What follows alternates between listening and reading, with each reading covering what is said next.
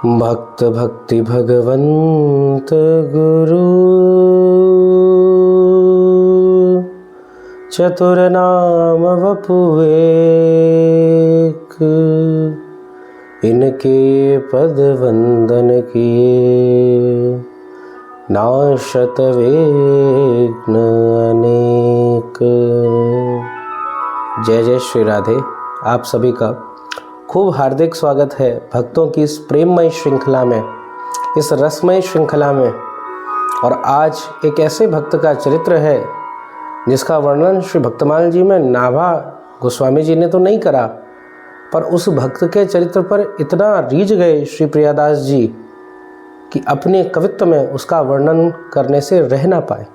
उनका मूल नाम नहीं आता, पर फिर भी प्रियादास जी ने श्री वल्लभ कुल का जब वर्णन करा है, श्री वल्लभ के प्रियजनों का वर्णन करा है, तो उन वल्लभियों में, उन पुष्टि मार्गियों में इनको भी अवश्य रखा है। ऐसे भक्त जिन्होंने अपनी गुरु निष्ठा से, जिन्होंने अपने ठाकुर जी की सेवा भाव से अपने नाम की कीर्ति पूरे जगत में स्थापित कर ली, जिनका जीवन अगर देखें तो कष्टों के अतिरिक्त कुछ और नहीं है, पर फिर भी उसमें परमानंदित रहने वाले ऐसे भक्त श्री त्रिपुरदास जी को हम खूब नमन करें हैं। श्री त्रिपुरदास जी का जन्म कायस्थ परिवार में, एक वैष्णव परिवार में ही हुआ। जन्मता तो आप भक्ति के संस्कारों युक्त थे ही थे। ब्रजमंडल में शेरगढ़ में आपका निवास था। आपके पिताश्री जो थे वो यवन राजा के यहाँ, देशाधिपति के यहाँ पर राज्य मंत्री के पद पे थे। तो आपकी कीर्ति और आपके पास जो धन वैभव था उसकी तो कोई तुलना नहीं है। हर प्रकार का ऐशो आराम, हर प्रकार का सुख, बड़े प्रेम, बड़े लाड में पले। कभी किसी जीवन में किसी चीज़ की कमी नहीं, पर फिर भी चेहरे पे एक उदासी, फिर भी मन लग नहीं रहा है। त्रिपुरदास जी बालक अवस्था में भी अपना हृदय बच्चों की तरह जो खेल की सामग्रियां देखकर लालायित हो जाएं, त्रिपुरदास जी वैसे नहीं हैं। त्रिपुरदास जी का हृदय तो किसी और चीज़ के लिए बार बार उबाल मान रहा है, मानो कोई उनको बुला रहा है। और एक दिन संयोग बना, शेरगढ़ से जा रहे थे कहीं किसी कार्य से, मार्ग में श्रीनाथ जी का मंदिर आया, श्री गोवर्धन जी आना हुआ। आप अपने पिताश्री के संग आवे और जैसे ही श्री जी बाबा के मंदिर में श्री गोवर्धन जी के ऊपर महाप्रभु श्री वल्लभ जी द्वारा, श्री वल्लभपाद द्वारा पधराए हुए श्रीनाथ जी के सुंदर स्वरूप को देखा तो चित्त की स्थिति मानो बदल सी ही गई। देखकर हृदय आनंदित होने लग गया, मन प्रफुल्लित होने लग गया, अत्यंत प्रसन्नता छा गई। मानो वो खोया हुआ कुछ उनको प्राप्त हो गया, मानो इसी के लिए जन्म जन्मांतर से भटक रहे थे। जैसे श्री चतुर्भुज दास जी श्री गोवर्धन नाथ के श्री जी बाबा के विरह में गाते हैं कि श्री गोवर्धन वासी सांवरे, ओ लाला तुम बिना रयो न जाई रे, ब्रिजराज लड़ाईते लाडले, गोवर्धन वासी सांवरे। हे लाल, अब मैं तुम्हारे बिना रह ना सकूं। श्री त्रिपुरदास जी के चित्त की वृत्ति ऐसी हो गई कि मोह मन गिरधर छवि पे अटक्यो। ललित त्रिभंगी लाल को जैसे दर्शन करे, श्री जी बाबा को दर्शन करे, तो उनके हाथों मानो बिक गए। पिताश्री बोले, लाला चल, आगे चलना है, पर आप तो जिद करके बैठ गए। अब पिताश्री को भी लगा कि राजा देशाधिपति के यहाँ जाना है, यवनराज के यहाँ जाना है, कोई काम से निकलना है। तो मन में आई या कोई यहीं छोड़ दूँ, वापसी में ले लूँगा, तब तक ये भी आनंद करेगो। और इनके पिताश्री इनको छोड़कर आगे बढ़ गए। अब आगे मार्ग में पिताजी गए और इधर श्री त्रिपुरदास जी तो श्री जी बाबा को निहारे। मंदिर के पट बंद हो जाएं तो उनके विरह व्याप्त हो जाए, रो रो कर श्री जी बाबा को पुकारे। और इधर मार्ग में जो पिताजी जा रहे थे उनको डाकुओं ने लूट लिया और केवल धन आदि नहीं लूटा, उनके प्राणों को भी लूट लिया। मार्ग में ही उनकी हत्या कर दी गई। कुछ लोगों द्वारा खोज खबर हुई तो उनका पता लगा और ये सूचना इधर गोवर्धन में बैठे हुए छोटे से बालक त्रिपुरदास जी को प्रदान करी गई। जैसे ये सूचना प्राप्त हुई, श्री त्रिपुरदास जी की तो स्थिति बड़ी ही दयनीय हो गई, बड़ी विवश हो गए। अरे मैं कहाँ जाऊँ? पर मन में यही मानो अब तो मोए ठौर मिल गयो है। तुरंत श्रीजी बाबा की ड्योड़ी पर, श्रीजी बाबा की देहरी पे अपनो माथो रख दियो। आज से तुम ही पिता हो, तुम ही मेरो सर्वस्व हो। मैं तो आपको, अपने आप को यहीं पर समर्पित करता हूँ। आँखों से अश्रु निकलते जब श्रीनाथ जी के दर्शन खुल जाते। महाप्रभु श्री वल्लभाचार्य जी की दृष्टि सहज ही आपके ऊपर एक दिन पड़ गई। आपकी आँखों से प्रेमाश्रु निकल रहे हैं और श्रीजी बाबा के लिए प्रेम उमड़ रहा है।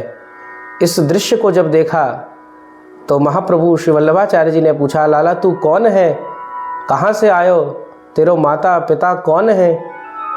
जैसे ये प्रश्न हुआ, श्री त्रिपुरदास जी बोले, नाथ मैं तो अनाथ हूँ, मेरो यह संसार में कोई नहीं है, मेरे तो केवल श्रीनाथ जी हैं और आप हो।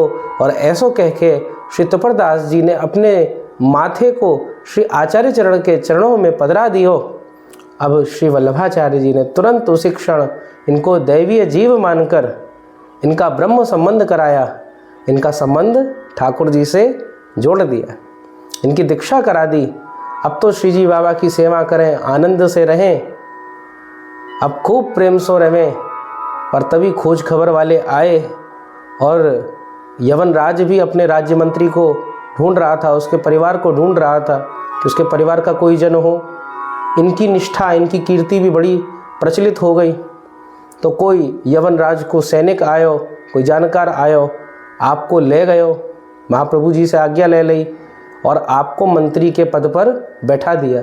जहाँ आपके पिताजी राज्य मंत्री थे, वहाँ श्री त्रिपुरदास जी को अब मंत्री बना दिया गया। पर श्री त्रिपुरदास जी मंत्री थोड़ी ना बनना चाहें।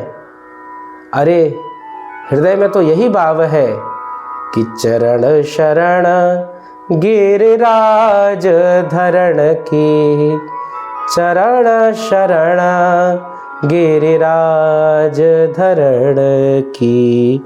हम विधि अविधि कछु नहीं जानत, हम विधि अविधि कछु नहीं जानत, रहत भरोसे श्री गिरिवर धर की, चरण शरण गिरिराज धरण की।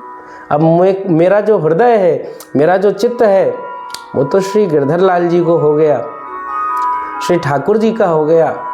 अब ये चित्त अनंत क्यों भटके? अब ये चित्त तो श्री ठाकुर जी से लग गया है। और जो सुख श्री ठाकुर जी की सेवा में होए, जो सुख गोपाल को लाड लड़ाने में है, वो जप करने में नहीं, वो तप करने में नहीं, वो तीर्थ करने में नहीं, वो कोटि बार सागरों में नहाने में भी नहीं है। उस सुख का आनंद इस राजमहल में तो क्या होगा? यहाँ तो विषयी जन रहे, मुगल दरबार, यवन राज, हर प्रकार का अधार्मिक कृत्य वहाँ पर होता, पर उसमें भी आप अपने धर्म की रक्षा करते। जैसे भयंकर आंधी तूफान चल रहा हो, फिर भी भूमि पर बीज अपने आप को स्थापित कर ही लेता है। जिस पेड़ का अंकुर निकलना हो, जो पेड़ प्रकट होना, वो हो ही जाता है, चाहे कितना तूफान आवे। और जैसे किसी पेड़ की खूब देख रेख करी जाए पर उसका सूखना निश्चित है, तो वो सूख ही जाएगा। ऐसे ही यवन राज के यहाँ, देशाधिपति बादशाह के यहाँ पे, जहाँ पर जाकर सब लोग व्यभिचारी हो जाते, सभी जितने सनातन धर्मावलंबी जाते, मुगल रंग ढंग में ढल जाते, पर आप अपनी सनातन परंपरा को नहीं त्यागते। आप अपने धर्म कर्म से रहते, संध्या उपासना आदि करते। और आपका एक नियम था। क्या नियम था? कि श्री गोस्वामी चरण, श्री महाप्रभु श्री वल्लभाचार्य जी के चरणों का जो जल है, श्री ठाकुर जी के चरणों का चरणामृत जो है, उसको पान कर कर के आप कोई भोजन करेंगे। ये आपने दृढ़ नियम लिया कि जब तक मुझे श्री महाप्रभु जी के चरणों का जल, श्री ठाकुर जी के चरणों का जल नहीं मिल जाता, तब तक मैं अन्न जल ग्रहण नहीं करूँगा। ऐसा आपका नियम था। तो इसीलिए श्री गोस्वामी जी खूब सारो जल इनके संग रसोइया को दे देते। अब कालांतर में कुछ समय हुआ तो एक दिन ये बड़े थके हारे आए, बड़े परेशान हुए, मानो जल पीने की इच्छा, कुछ खावे की इच्छा हो रही।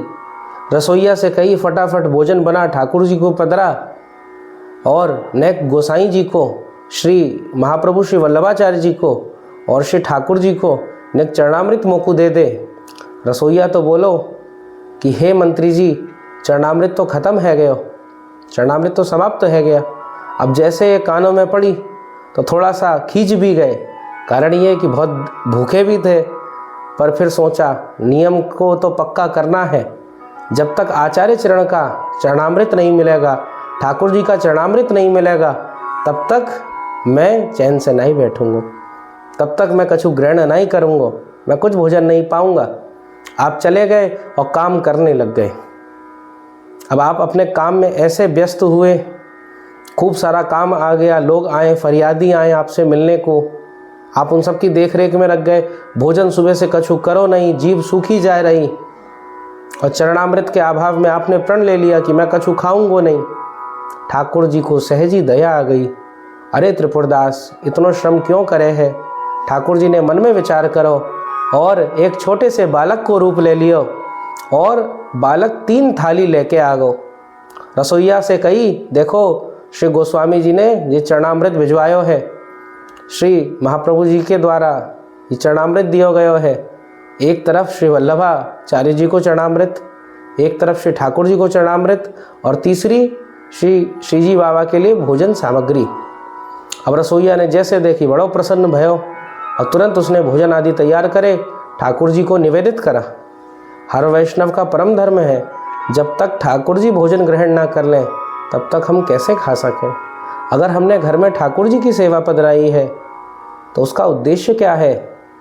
अरे वो कोई मंदिर में बैठने वाले ईश्वर नहीं है, वो तो आपके घर में लाला बन के आयो है, जाता हलादो महामना, आपके घर में आनंद लेकर आयो है, और आप वाको भूखा रखो और स्वयं पावो, इससे बड़ा अपराध नहीं हो सकता।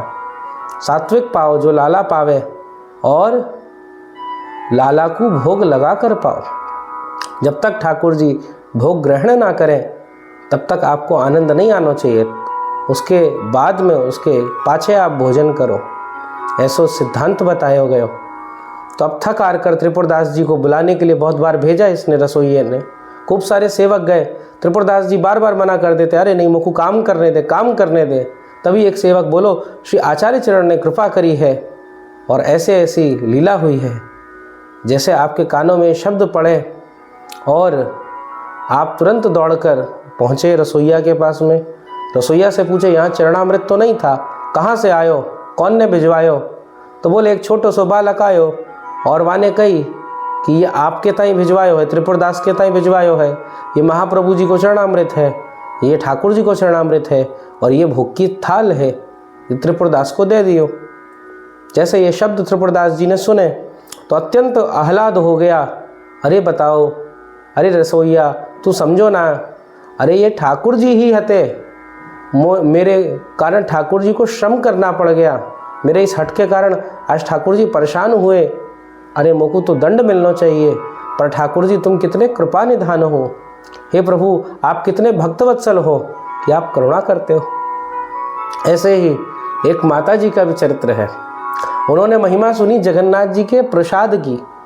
देखो, जीवन में एक नियम अगर बना लियो, एक नियम भी ढंग से फॉलो कर लियो, ढंग से उसका अनुसरण कर लिया तो काम बन जाएगा। पर एक नियम तो बनाओ, अगर एक भी नियम नहीं कर पाए तो कैसे चलेगा। आपने एक समय आरती जाने का ही नियम बना लिया कि पास में मंदिर है, आरती में जाऊंगा, उससे भी कल्याण होगा। श्री प्रभुचरण आकर आपको अपनी कृपा देंगे। ये इतने कृपान आते हैं, यद्यपि अखंड ब्रह्मांड नायक हैं, इनके रोम रोम से ब्रह्मांड ब्रह्मा आदि प्रकट हो रहे हैं, जिन ब्रह्मा को पता भी नहीं है कि हम और आप हैं, परंतु प्रभु इतने दयालु हैं, प्रत्येक भक्त के हित के लिए आ जाते हैं। इनकी करुणा की कोई सीमा नहीं है। एक नियम जीवन में अवश्य बांध लीजिए। उस मैया ने सुना जगन्नाथ जी के प्रसाद की बड़ी महिमा है, तो जगन्नाथ जी से खूब प्रसाद लियो और मन में भाव करो, जब तक नेक तिनका इसका नहीं पाऊंगी, किनका नहीं पाऊंगी, तब तक कछु ग्रहण नहीं करूंगी। बड़े सेठ की धर्मपत्नी थी, सेठ जी भी बड़े धार्मिक थे, तो बड़ा आनंद का माहौल हो गया। चलो ठीक है, खूब बढ़िया तूने ऐसा भाव करा है, और खूब सब प्रसाद सूखो ले लियो और चावल आदि के सूखे कण ले लिए कि हाँ इसको पाती रहूँगी। एक पुड़िया बांध के रख ली अपने पास में। अब इसके बाद में सेठ जी जो थे अपने कार्य में व्यस्त हो गए। अब एक दिन देखा उसकी तबीयत बड़ी ख़राब हुई, हालत बड़ी ख़राब हुई, और जब पुड़िया खोल के देखी उसने लगा कुछ खा लूँ पी लूँ। सुबह उठी तो देखा कि उस पुड़िया में अक्षत का एक दाना भी नहीं है। तब तो बड़ी बेचैन हो गई, अरे क्या हुआ क्या हुआ। सब लोग आए, पति बोले अरे कछु पी ले, अरे छोड़ नियम को कहा है। बच्चा बोले अरे माता जी इतनी आप चिंता मत करो, कोई बात नहीं, हो जाता है। पर मैया तो हट पे आ गई, बोली अगर या बार मेरे प्राण निकले तो निकले, पर मैं मुख से कुछ नहीं पाऊंगी। ऐसा आपने नियम ले लिया। बोली कि जब तक मुझे जगन्नाथ जी को प्रसादी नहीं मिलेगी तब तक मैं कछु ग्रहण नहीं करूंगी। ऐसा नियम लियो। और पता नहीं कहाँ से आपके घर में एक पुड़िया निकली, श्री जगन्नाथ जी के प्रसादी चावल उसमें हते, लाला लेके आयो दौड़कर और आपको पवाई। वो माता तो कृतकृत्य हो गई कि बताओ श्री जगन्नाथ जी कितनों लाड करें, हमारे यहाँ तो केवल एक ही पुड़िया थी, वो दूसरी पुड़िया कहाँ से आई, मेरे आंखों के सामने वो खाली पड़ी थी, पर उसमें अक्षत कहाँ से आ गए। श्री ठाकुर जी ने कृपा करके प्रदान कर दिए। ऐसे कृपानाथ हैं। और त्रिपुरदास जी पर भी वही कृपा करी है, उनके नियम को निभवाया है। सूरदास जी ने नियम लियो कि 1.25 लाख पद लिखूंगा, 1 लाख के बाद में ऐसी स्थिति हो गई कि कलम हाथ नहीं आवे, पद लिखो नहीं जावे, तो ठाकुर जी स्वयं आए और स्वयं आकर सूर्य श्याम छाप से सूरदास के पद पूरे करे हैं।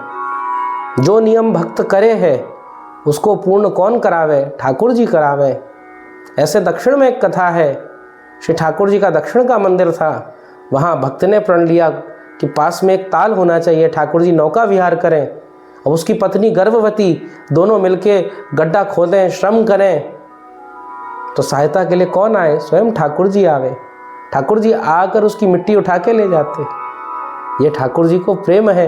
तुम नियम धारण करोगे, उसको निभवाने की जिम्मेदारी ठाकुर जी की है, श्री आराध्य प्रभु की है। और ऐसे त्रिपुरदास जी पे कृपा हुई। अब एक दिन जो वहाँ का महिपाल था, जो राजा था, वो तो यवन था, म्लेच्छ था, तो धर्म की कोई क्रिया तो करता नहीं, सब अधर्म करता। और त्रिपुरदास जी थे बड़े धार्मिक राज्य मंत्री, तो उनसे बहुत लोग कुड़ते। तो राजा से कह दी किसी ने कि आपका विरोध करता है। राजा ने कोई बात रखी और वहाँ पर त्रिपुरदास जी ने अपने धर्म पे डट के उसका विरोध करा कि ये गलत बात है, आप यद्यपि देशाधिपति हो, राजा हो, बादशाह हो, पर यह कार्य नहीं करना चाहिए। और बादशाह को क्रोध आ गया और क्रोध में बढ़कर उसके सारे पद को छीन लिया, उसके सारे त्रिपुरदास जी के धन का हरण कर लिया और अंत में उनको कैद में, जेल में डलवा दिया। अब त्रिपुरदास जी तो बड़े परेशान हुए कि भैया ये सब कैसे हुआ, पर इस सब परेशानी को हृदय से निकाल दिया। मन में श्री गिरधर लाल जी का, श्री जी बाबा का ध्यान करने लग गए और ऐसे एकाग्रचित हो गए कि उस जेल को ही मंदिर बना दिया। एक सात्विक ऊर्जा का प्रवाह हो गया। जिस जेल में भयंकर भयंकर कैदी, भयंकर पापी रहते, उस जेल में भी आपने बड़ा सात्विक भाव प्रकट कर दियो। और श्री जी बाबा तो बड़े आहत हुए कि मेरे भक्त के संग ऐसो अन्याय भयो। राजा के स्वप्न में आदेश करो, हे देशाधिपति, हे बादशाह, तूने मेरे सेवक, मेरे प्राण प्रिय त्रिपुरदास को बंद करायो है, वाकू कैद में डालो है, ये पूर्णतः गलत है और आज की आज उसको मुक्त करा, नहीं तो कल तेरे प्राण चले जाएंगे। जब ऐसी बात कही बादशाह कांप गयो और उसने त्रिपुरदास जी को मुक्ति कराई। सब देनो भी चाहे, पर त्रिपुरदास जी ने कछु नहीं लियो। अपने घर में आ गए और जैसे घर में पहुँचे तो घर से सब सामान जाए चुको हतो, कछु ना हतो। तो बड़ी गरीबी एकदम से आ गई। बादशाह तो अब इनसे दूर हट गया। बादशाह के मन में भी आई, भला कौन ले भाई, अगर इनके संग रहेंगे तो क्या पता ठाकुर जी रुष्ट हो जाए। अब वाने अपना हाथ उठा लियो तो फिर तो इन पे धन उपार्जन का कोई साधन ही नहीं, क्योंकि खेत आदि थे, धन आदि था, वो सब भी बादशाह ने अपने कब्जे में ले लिया। अब इनका नियम था त्रिपुरदास जी का, क्या नियम था कि शीतकाल यानी जो अभी ठंड का समय चल रहा है, इसमें श्रीनाथ जी के लिए एक सुंदर दगला बनवाते। अब दगला क्या होता है, रुई हो या मोटा कपड़ा हो, उससे ठाकुर जी के लिए अंगरखा बनवाया जाए, ओढ़नी बनवाई जाए, ठाकुर जी को पधराई जाए ताकि ठाकुर जी को ठंड नहीं लगे। अब प्रतिवर्ष तो भिजवाई देते क्योंकि कोई कठिनाई नहीं थी, पर अब तो बादशाह कुपित हो गया, वो सब धन भी चला गया, परिवार का जो धन था वो भी हरण हो गया। तो ऐसी अवस्था में अब कैसो भिजवायो जाए, मन में आई। लेकिन मैंने प्रण लियो है, मैंने श्री गोस्वामी चरण से कहो है कि मैं श्री ठाकुर जी के लिए अवश्य दगला भिजवाऊंगा, अंगरखा भिजवाऊंगा। तो पास में बड़े परेशान हुए, रोने लग गए, चिंता करने लग गए, ये नियम कैसे पूरा होगा। घर में सामग्री ढूंढे पर कोई सामग्री नहीं मिली। तो अंत में श्री ठाकुर जी से पुकार करी है कि नहीं विद्या नहीं बाहुबल नहीं खर्चन को दाम, मोह से पतित अपंग की तुम पति राखो राम। मेरो भरोसो नाय है, दृढ़ इन चरणन खेरो भरोसो। हे ठाकुर जी, मैंने ये प्रण अपने आधार पर, अपने बाहुबल पर नहीं लिया, मैंने अपनी विद्या के बल पे नहीं लिया। क्या कहते हैं, नहीं विद्या नहीं बाहुबल नहीं खर्चन को दाम। मेरे पास धन नहीं है, मेरे पास विद्या नहीं है, मेरे पास में कोई बाहुबल नहीं है, पर हमने सुना है आप पतित पावन हो, आप भक्त प्रतिपालक हो, भक्तों के प्रण की रक्षा करने वाले हो, अहम भक्त पराधीना हो। हे प्रभु, मैं आपका भक्त हूँ कि नहीं क्या पता, पर हाँ भक्त बनने का ढोंग तो करता हूँ। पर उस ढोंग के नाते ही आप रीझ जाओ और कहीं मुझे कुछ सुझाओ। तभी देखा, नज़र पड़ी और एक दावात पड़ी थी।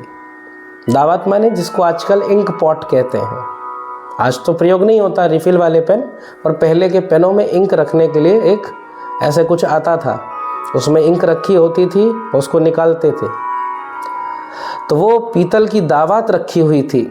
उस दावात पे जैसे नज़र पड़ गई तो तुरंत आया कि ठाकुर जी ने कुछ तो दियो। एक सोनार मित्र था, उसको इन्होंने ये पीतल की दावत दे दी, उसने 1 रुपया प्रदान करो। अब ये 1 रुपया लेके तुरंत जहाँ पर बाजार लगती, बाजार में गए। अरे शीतकाल आए गए हो, ठाकुर जी के लिए अब सुंदर वस्त्र बनवाऊंगो, पर 1 रुपया में कोई मोटी रुई को व्यवस्था ही ना हो पाए, कोई बढ़िया दगला बनी ना पाए। अंत में जाके एक मोटे कपड़े का थान मिल पाया। ले दे के उस थान को ही लाद कर ये अपने संग ले आए। अब मन में बड़ो क्षोभ होए कि बताओ, कहाँ मैं श्रीजी बाबा को इतने सुंदर सुंदर, इतने बढ़िया गोटा लगे हुए, इतने बढ़िया सुंदर जरी लगे हुए पर्दे भेजता था, वो अंगरखा भेजता था, परंतु अब क्या स्थिति हो गई है। हे ठाकुर जी, ये मैं कैसे भेजूं। आंखों से अश्रुपात आने लगे और मानो अपने प्रेम के रंग में आपने रंग दिया है, उसको लाल रंग सो रंग दियो है। श्री प्रियादास जी कहे लाल रंग सो रंग दियो, या को तात्पर्य लाल रंग माने प्रेम का रंग। लाल रंग जो है उस प्रेम के रंग में आपने अपने रंग दिया। ठाकुर जी, मेरे पास देने को कुछ नहीं है, पर फिर भी सारी भांति बड़ो दीन हूँ, पर फिर भी आपके चरणों का आश्रय है। ये दैन्य भाव ठाकुर जी को जागृत करना था। ठाकुर जी क्यों लीला करें, कई सारे कारण हुए। उस देशाधिपति यवनराज से क्यों इनको कैद में डलवाए, सब करवे वाले ठाकुर जी हैं। कारण क्या है, एक तो इनकी भक्ति का प्रकाश करना था। कैसे भक्त हैं, कैसे रसिक हैं, जब तक ये चरित्र प्रकाशित नहीं होगा कैसे पता चलेगा। और दूसरा, इनके अंदर की जो दैन्यता थी, भाई इतना सब धन है, उसके संग दैन्यता कैसे प्रकट हो जाएगी। परंतु जब सब धन चले गए तो जो दैन्यता है वो तो इनके अंदर पहले भी थी, पर अब वो प्रकट है रही है, सबके सामने आ रही है और सब इनके दैन्य भाव को देख रहे हैं। क्योंकि ठाकुर जी को 3 चीज़ें ही प्रिय हैं। ठाकुर जी जो अंगरखा धारण करेंगे वो किसको धारण करेंगे, वो इन 3 चीज़ों से युक्त होना चाहिए। ठाकुर जी की सेवा में जो भी जावे उसमें ये 3 चीज़ें अवश्य होनी चाहिए। पहली चीज़ दैन्यता, उसको घमंड में नहीं लाओ।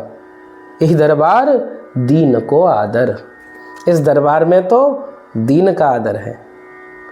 जो हर प्रकार से वो अपने आप को नीच माने, जो अपने आप को बड़ो कुलपति ना माने, बड़ो ज्ञानी ना माने, ऐसे व्यक्ति की श्रेष्ठता है। जो बड़ो ज्ञानी माने, बड़ो वैदज्ञ माने, ऐसे व्यक्ति को भक्ति मार्ग सुलभ नहीं है, उसके लिए भक्ति मार्ग अति कठोर है।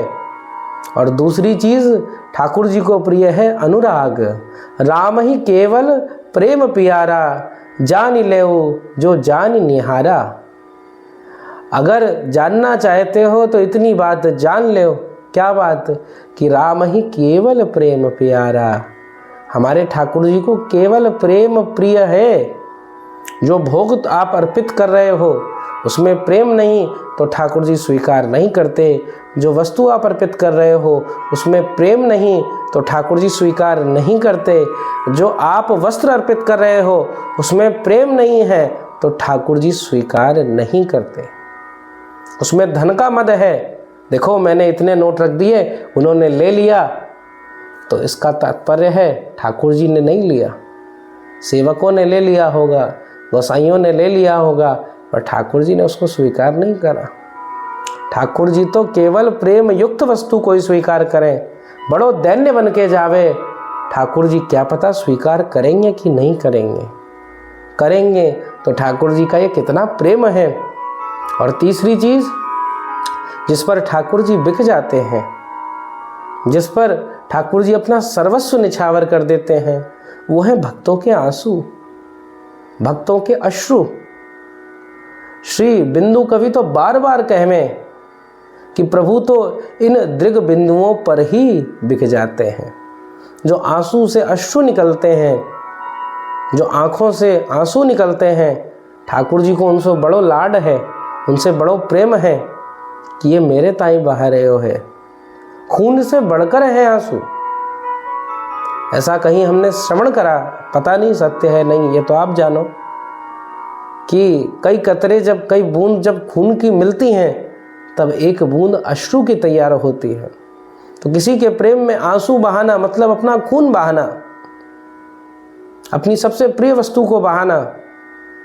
और एक और चीज़ सीखने वाली है, कभी ऐसा काम मत करिए, कभी ऐसा कृत्य मत करिए कि उसके चक्कर में किसी व्यक्ति को आंसू बहाने पड़े। ठाकुर जी के प्रेम में बहाव है वो तो आनंद है, पर आप कभी किसी का हृदय मत दुखाइए, क्योंकि उसके अश्रु बहना, इससे बड़ा कोई अपराध नहीं हो सकता। परोपकाराय पुण्याय पापाय परपीड़नम। सबसे बड़ा परोपकार क्या है, सबसे बड़ा पुण्य क्या है? वो है दूसरों का हित करना, दूसरों का अच्छा सोचना, उनकी मदद करना। और सबसे बड़ी पीड़ा, सबसे बड़ा कष्ट क्या है, सबसे बड़ा पाप क्या है? तो दूसरों को कष्ट देना। पापाय परपीड़नम। ठाकुर जी को ये 3 वस्तुएं अत्यंत प्रिय हैं। ठाकुर जी को अश्रु प्रिय है, ठाकुर जी को अनुराग प्रिय है, और श्री ठाकुर जी को दैन्य भाव प्रिय है। जिस दैन्य भाव से भक्तगण कहें, बड़े विद्वान भक्तगण हैं, संस्कृत में स्तुति कर रहे हैं, पर अंत में लिख दिया, बोले ये स्तुति मैंने नहीं करी, ये तो आपने अपने आप करा ली है। ऐसा दैन्यता, जिस प्रकार प्रहलाद नरसिंह भगवान प्रकट हो गए, कहने वरम ब्रूहि, वर मांगो। प्रहलाद कह रहे हैं प्रभु मुझके, मेरे अंदर भक्ति आ जाए। ये दैन्यता, जिस प्रहलाद के लिए प्रभु प्रकट हो गए उसके अंदर भक्ति नहीं होगी क्या? पर ये दैन्यता, इस दरबार दीन को आदर, इस सूत्र को पकड़ लीजिए। मंदिर भी जाओ तो दीन बन के जाओ, ठाकुर जी लाड करेंगे, प्रेम करेंगे। और स्वामी बन के जाओगे तो सिक्योरिटी वाले से भी संबंध झगड़ो होगा, पंडा जी से भी झगड़ोगे, गोसाई जी से भी झगड़ा होगा, और फिर कहोगे दर्शन तो हुए ही नहीं। तो इसीलिए इह दरबार दीन को आदर, जो साधक है सो मान ले, नहीं माने तो जय सिया राम भैया। तो ये 3 गुण होने चाहिए, और इन्हीं तीनों से, इसी 3 रंग से रंग दियो उस अंगरखा को, और अब अपने हृदय से लगा लियो, हे प्रभु मेरे पास इतना सामर्थ्य ही नहीं है, मैं आपके पास आऊं तो आऊं कैसे? श्रीनाथ जी के पास जानो चाहूं तो इतना समय बीत जाए कि मैं जा पाऊं ना जा पाऊं, जाऊं तो किस मुंह से जाऊं? हृदय में प्रश्न आ गया, अब क्या करो जाए, कहाँ जाया जाए, कैसे करें? तभी आचार्य की कृपा हुई और एक सेवक आया। सेवक क्या लेकर आता था? पहले के समय में जो अच्छे वैष्णव होते थे उनके घरों में प्रसादी पहुंचाने की व्यवस्था थी, आज भी होती है। श्री ठाकुर जी की डलिया प्रसादी, राजभोग आदि की प्रसादी जो भी वैष्णव घर है वहाँ पे पहुँचाई जाती है। तो ऐसे ही गोस्वामी चरण ने जो शेरगढ़ आदि ग्राम था वहाँ पर सब जो वैष्णव थे उनके लिए प्रसादी डलिया आदि भिजवाई। सेवक लेके पहुँचो। अब सबके पास पहुँच गए हो, पर मन में आई कि इनके पास जाऊँ कि नहीं जाऊँ। त्रिपुरदास जी के पास जाऊँगा तो भेंट देने लगेंगे, कुछ धन देने लगेंगे, पर इन पे तो धन है ही नहीं, तो बेचारे परेशान होंगे, लज्जित होंगे, तो क्या नहीं जाऊँ? फिर मन में आई तो फिर लोग क्या कहेंगे कि बताओ भेंट लेनी थी, धन था तब तो खूब आते थे, अब नहीं है तो नहीं आ रहे। सेवक के मन में भाव आई, सेवक पहुंच गए और तुरंत सेवक को देखकर त्रिपुरदास जी का मन हर्षित हो गया। ओहो क्या आनंद की बात है, बड़े प्रसन्न हो गए और कहने लगे कि अब आप कृपा करके इसको ले जाइए, ये मैंने कपड़ा श्रीजी बाबा के लिए दिया है, भंडारी जी को दे देना, गोसाई जी को मत बताना, आचार्य चरण को मत बताना। बोले क्यों? अरे उनको कैसे लगेगा, बेचारे कष्ट पाएंगे कि मेरा त्रिपुरदास इतना कष्ट में है, ये सब मत कहियो, सीधे सीधे भंडारी जी को दे दियो। अब सेवक तो भंडारी जी के पास गए, पर भंडारी जी उन्होंने बुद्धि लगाई, अरे ऐसो कपड़ा या को कहा बनवावे, तो ऐसो करें या कि बिछावनी बना लें, या के ऊपर श्रीजी बाबा को श्रृंगार अन्य जो वस्त्र हैं, अंगरखा आदि हैं उनको रख देंगे, दगला आदि को रख देंगे। ऐसे भाव से पहुंचे। आचार्य चरण श्रृंगार करने लग गए। अब इधर त्रिपुरदास जी का तो वस्त्र आ गया है। जैसे सूरध्वज जी के चरित्र में गुण आ गए थे, तो रात के 1-1:30 बजे मदन मोहन जी पीछे पड़ गए गोसाई के कि अब मोए तो मालपुआ खाने हैं, और उसी गुण के खाने हैं जो सूरध्वज जी ने भिजवाए हैं, सूरदास मदन मोहन ने भिजवाए हैं। ऐसे ही श्रीनाथ जी को तो पता चल गई कि भैया त्रिपुरदास जी के द्वारा भिजवाया हुआ ये जो वस्त्र है आ गया है। अब श्री आचार्य चरण ने खूब सुंदर श्रृंगार करना शुरू करो, पर लाला बार बार कहे मुझे ठंड लगे, बाबा मुझको तो अति ठंड लग रही है, बहुत ज़्यादा ठंड लग रही है, तो आपको सुंदर फरगुल आदि पहनायो, पर फिर भी आपकी ठंड ना रुके। आचार्य दौड़कर अंगीठी लेके आए। अब तो भैया श्रीजी बाबा कांपने लग गए, ठंड से पूरा बदन जमने सा लग गया। महाप्रभु जी तो बड़े परेशान, आचार्य चरण तो बड़े परेशान, गोसाई जी सब चिंता में, क्या करो जाए, क्या करो जाए। तब अब आचार्य तो परम प्रवीण हैं, जान गए अवश्य कुछ लीला है, ये किसी वैष्णव पे कृपा करना चाह रहे हैं। तो भंडारी को बुलायो, भंडारी से कहो कौन कौन को वस्त्र आयो इस वर्ष, मुझे बहीखाता दिखाओ। बहीखाता देखो तो वहाँ में त्रिपुरदास को नाम नहीं। गोस्वामी श्री आचार्य चरण ने पूछी कि अरे त्रिपुरदास को कैसो नाम नहीं? जब ऐसो प्रश्न भयो तो भंडारी बोलो त्रिपुरदास को नाम ऐसो नहीं कि सुंदर वस्त्र तो नहीं भिजवायो, नहीं त्रिपुरदास ने अवश्य कछु न कछु भिजवायो होगो। आचार्य ने आज्ञा करी, तब भंडारी ने अपने मुंह से कही कि त्रिपुरदास जी ने एक मोटो कपड़ा भिजवायो, अब वस्त्र को कहाँ उपयोग करते, तो या के ताई आचार्य चरण सारे श्रृंगार को, सगरे श्रृंगार को धरने के ताई, उसके ऊपर उसके नीचे रखने के ताई उस वस्त्र को मैंने प्रयोग कर लियो। अब आचार्य चरण ने आज्ञा दी, अरे दौड़ कर जाओ और उस वस्त्र को लेकर आओ, हम उस वस्त्र के द्वारा ही ठाकुर जी की ठंड को दूर कर सकते हैं, दूसरा कोई उपाय ना है। अब भंडारी को तो मुंह उतर गए, क्योंकि वो वस्त्र क्या था, गंदा हो गया था, उसमें धूल आदि लग गई थी, पर झाड़ झूड़ के दौड़ कर लाया और तुरंत दर्जी को बुलवाया गया और ठाकुर जी के लिए उसी वस्त्र से, उस मोटे कपड़े से ही अंगरखा बनवाया गया। और जब ठाकुर जी ने उस अंगरखा को धारण करा तब ठाकुर जी की ठंड दूर हुई है। तो ऐसा सुंदर चरित्र श्री त्रिपुरदास जी का। अब त्रिपुरदास जी की तो कीर्ति खूब फैल गई।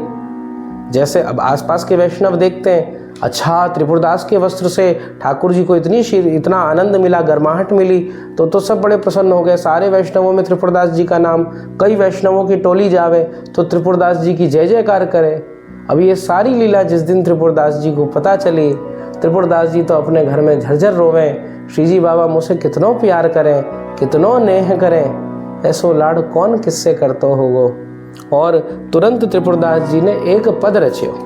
त्रिपुरदास जी के वैसे ज़्यादा कोई पद नहीं है, ये तो सेवा प्रवीण भक्त हैं, पर उस समय भाव में आकर आपने एक पद कहो, नवरंग ललन बिहारी मेरो, कहे जाड़ो मोहि अधिक सुहाय, पहिर कबाय ओढ़ लई फरगुल, तहु शीत सतावत आए, अचरज भय सुनि बल्लभ नंदन, कनक अंगीठी धरी मंगाए, पुनि जिय सोची मंगाए ओढ़ाई, भजी गई सीत हसे यदुराय, ऐसो परम कृपालु दया निधि, बिसरत नहीं सुधि करत सहाय, त्रिपुरदास गिरधर की बातें, त्रिपुरदास गिरधर की बातें, का जाने कौ दे बताए, का जाने कौ दे बताए, नवरंग ललन बिहारी मेरो। नवरंग ललन बिहारी मेरो, अपनी ही लीला को कि ठाकुर जी ने मुँह पर कैसो अनुग्रह करो कि नवरंग ललन बिहारी मेरो, जाड़ो मोही अधिक सुहाए, और पहिर कबाए ओढ़ लई फरगुल, तहु शीत सतावत आए। ठाकुर जी तुमने कैसी कृपा करी, यद्यपि तुम पे फरगुल पधराई दिए गए, अंगीठी ले आए आचार्य चरण श्री वल्लभ नंदन, पर उसके बाद भी आपको ठंड लगती रही। और जब अंत में मुझ नीच की, मुझे अधम द्वारा पहुंचाई हुई ओढ़नी भिजवाई गई, वह वस्त्र भिजवाया गयो, वाकू पहन के आपकी सारी ठंडक भग गई। ऐसी कृपा श्री गिरधर प्रभु आपने मुँह पे करी है। आपकी लीला, आपकी बातें कौन जान सके है, ये तो आप ही जान सको हो, आप कैसे अपने भक्तों पे अनुग्रह करते हो। अब श्री त्रिपुरदास जी के चरित्र में देखो, बचपन से बड़ा सुंदर लाड़ प्यार मिला, राज्य मंत्री पद पे रहे, पर अकस्मात देखो सब कुछ छिन गया, पिता चले गए, पर श्री आचार्य चरण की कृपा हुई। उसके बाद सब राज्य वाज्य मंत्री का पद मिल गया, पर उसके बाद भी फिर सब कुछ छिन गया, पर फिर श्रीनाथ जी की कृपा हुई। भागवत जी में श्री कृष्ण कहें, जा पर मैं अति कृपा करूँ हूँ, वाकू धन ले लूँ हूँ, उसका धन हरण कर लूँ। और जब तक वो बार बार उद्योग करे धन को, वो सफल नहीं होता, पर जब उद्योग करना बंद कर दे और मेरा आश्रित हो जाए, तब मैं वाहे अहेतु की कृपा करूँ हूँ। इसका तात्पर्य क्या है? इस शब्द का तात्पर्य ये नहीं है कि प्रभु की भक्ति करोगे तुम्हारा धन चोरी हो जाएगा, नहीं। धन में तन्मयता, हमारी जो धन में तन्मयता रहती है कि धन आवेगो तो ही काम बनेगो, ये जो है इसका नाश करने के लिए प्रभु लीला करते हैं। पर त्रिपुरदास जी के संग कैसी लीला करी है? त्रिपुरदास जी पे तो ऐसी कृपा करी कि इनके वस्त्रों को ठाकुर जी ने अपनाया है, इनके धन का नाश कराया। क्यों? क्योंकि धन में नाना प्रकार के मद हैं, यवन राज की सेवा में रहते तो बिगड़ ही जाते, इसीलिए वहाँ से छुड़ायो और ऐसी कीर्ति पधरा दी, ऐसा खूब नाम कर दियो कि किसी प्रकार की इनके जीवन में फिर कमी नहीं हुई। खूब प्रसन्नता से इन्होंने जीवन जियो और अंतकाल श्रीनाथ जी के चरणों में ही अपने प्राणों को समर्पित कर दियो। ऐसे त्रिपुरदास जी को हम सब भाव से प्रणाम करते हैं और श्री आचार्य चरण श्री वल्लभ महाप्रभु जी के श्री वल्लभ नंदन के चरणन में खूब भाव से प्रणाम है। आप हम पे कृपा करो, जैसी भक्ति श्री त्रिपुरदास जी के अंदर आई वैसी भक्ति हम सबके अंदर भी आवे।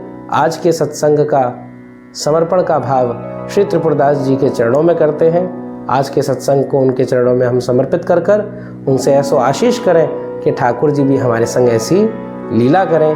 श्री राधा वल्लभो जयति, श्री हरिवंश चंद्रो जयति।